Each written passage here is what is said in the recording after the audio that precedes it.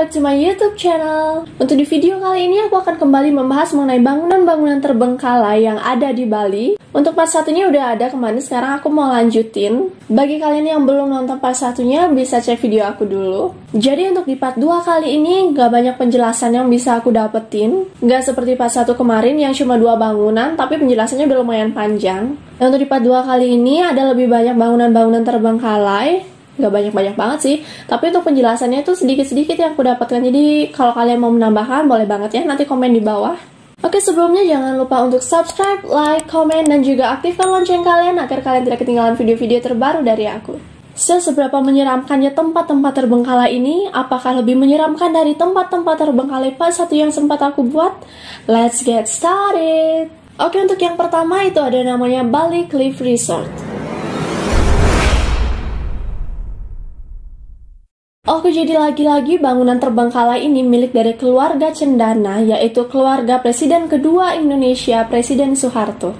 Krisis ekonomi dan kekuasaan yang melemah drastis menyebabkan beberapa proyek dan juga bisnis terbengkalai. Salah satunya Bali Cliff Resort ini. Hotel mewah ini berlokasi di dekat Desa Ungasan di atas Bukit Peninsula dengan ketinggian 75 meter di atas Samudra Hindia. Bali Cliff Resort yang memiliki 200 kamar ini dimiliki oleh PT Nusantara Raga Wisata yang dipimpin oleh Darmaji S. Widjo Sanjojo yang merupakan kolega dari putra Soeharto yang bernama Sigit Harjo Judanto. Hotel seluas 10 hektar ini menawarkan keindahan gua-gua alam dan juga sunrise dan sunset yang sangat mengagumkan, yang juga memiliki fasilitas tangga berjalan di jurang yang digunakan untuk membawa para tamu ke pantai. Pada tahun 2005, Bali Cliff Resort ini berhenti beroperasi dengan alasan renovasi selama 6 bulan. Namun nyatanya tidak pernah dibuka sampai saat ini. Namun untuk pintu resortnya sendiri masih tetap dijaga oleh petugas keamanan. Ada yang sudah pernah memasuki resort ini dan mereka begitu tercengang. Karena bangunan yang ditinggalkan selama 15 tahun ini masih dalam keadaan utuh. Begitu pula furniture-furniturnya yang masih tertata rapi pada tempatnya, seperti ada seseorang yang tinggal di resort itu.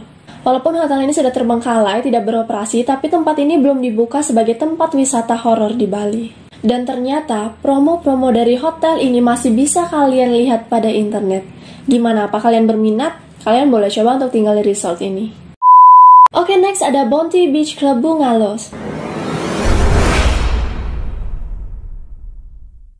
Jadi sebenarnya tempat ini berlokasi di Gili Meno, Lombok Utara, Nusa Tenggara Barat. Namun banyak review yang menulis alamat ini di Bali. Kemungkinan mereka datang ke tempat ini melalui Bali, jadi karena mereka merasa dekat, jadi mereka kira ini masih termasuk ke Pulau Bali. Jadi sebenarnya ini di Lombok ya, bukan di Bali, tapi nggak apa-apa lah ya, aku bahas aja karena banyak juga yang ngira ini di Bali. Penginapan yang satu ini berlokasi sangat jauh dari keramaian. Namun banyak wisatawan asing yang datang ke sini dan menjulukinya sebagai tempat penginapan yang indah yang menawarkan kenyamanan dan juga ketenangan. Tempat ini sangat ramai pengunjung. Namun itu dulu. Tempat ini berhenti beroperasi pada tahun 2002. Kondisi dari bangunan ini terlihat sangat memprihatinkan. Sudah ada banyak yang roboh. Untuk alasan mengapa penginapan ini berhenti beroperasi, ada 2 rumor yang beredar. Untuk yang pertama ada yang mengatakan penginapan ini berhenti beroperasi karena adanya bom Bali yang menyebabkan tingkat kunjungan wisatawan asing mulai menurun yang menyebabkan penginapan ini mengalami kebangkrutan. Untuk rumor yang kedua, ada yang mengatakan bahwa pemilik dari penginapan ini meninggal secara misterius dan dalam keadaan yang mengenaskan. Sehingga manajemen dari hotel ini berjalan tidak baik dan mereka memutuskan untuk menutup hotel ini. Ada yang mengatakan bahwa keputusan untuk menutup hotel ini dikarenakan mereka, para staf, merasa ketakutan oleh kejadian meninggalnya sang pemilik.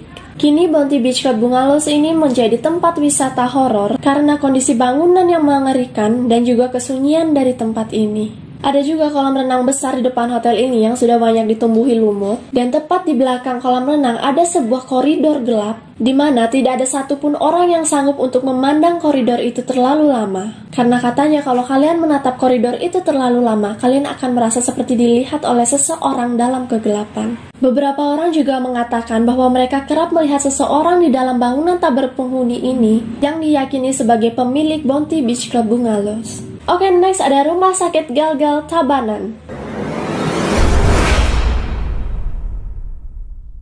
Oke, jadi nggak banyak penjelasan yang bisa aku dapatkan mengenai Rumah Sakit Galgal Tabanan ini. Bahkan aku sendiri yang tinggal di Tabanan, aku nggak tahu lokasi dari rumah sakit ini. Mungkin karena belum terlalu banyak orang yang nge-explore juga ya, dan aku juga nggak berani sih. Jadi lokasi dari rumah sakit ini berada di pusat kota Tabanan, tepatnya di seberang SMA 2 Tabanan. Mungkin bagi kalian ada yang rumahnya deket sana atau pernah ngeliat, boleh banget deh komen di bawah cerita gimana sih kondisi rumah sakit itu sekarang.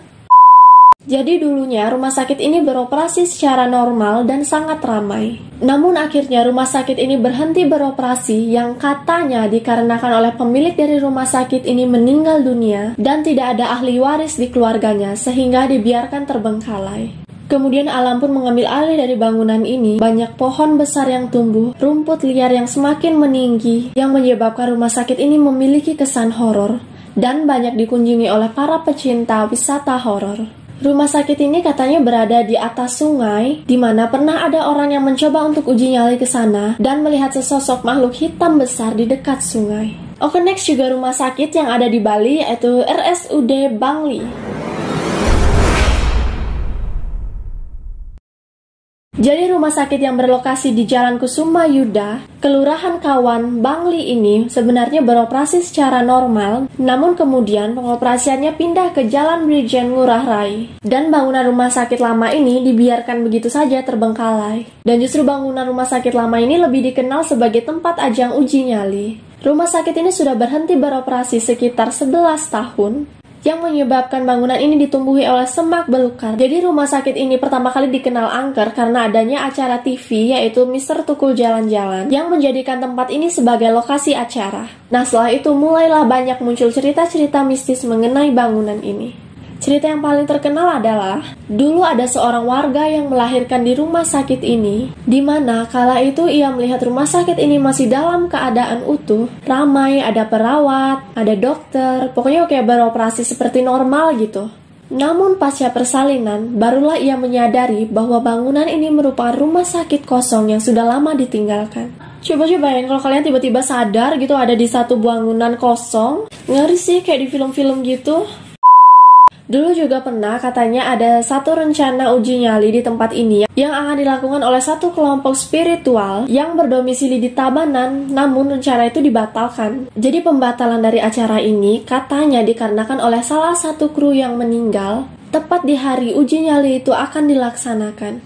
Jadi meninggalnya kru ini banyak yang mengaitkan dengan hal mistis. Jadi penghuni dari rumah sakit tersebut tidak menginginkan adanya acara uji nyali pada malam itu. Dan informasi terakhir yang aku dapatkan bahwa rumah sakit ini akan disulap menjadi taman baca. Dan ada juga yang mengatakan bahwa akan diubah menjadi tempat rehabilitasi narkoba. Namun hingga saat ini belum ada informasi lebih lanjut yang kemungkinan karena masalah anggaran. Oke, itu dia tadi untuk bangunan-bangunan terbengkalai yang ada di Bali untuk part 2-nya. Maaf banget kalau penjelasannya dikit karena yang aku dapetin cuma itu. Tapi kalau kalian ada yang dari daerah sana, atau mungkin kalian tahu informasi yang lebih dari bangunan-bangunan ini, atau mungkin kalian sendiri pernah berkunjung ke sana, kalian boleh banget komen di bawah, aku juga mau baca. Dan kalau ada dari kalian yang mau request lagi, bisa banget tulis di bawah.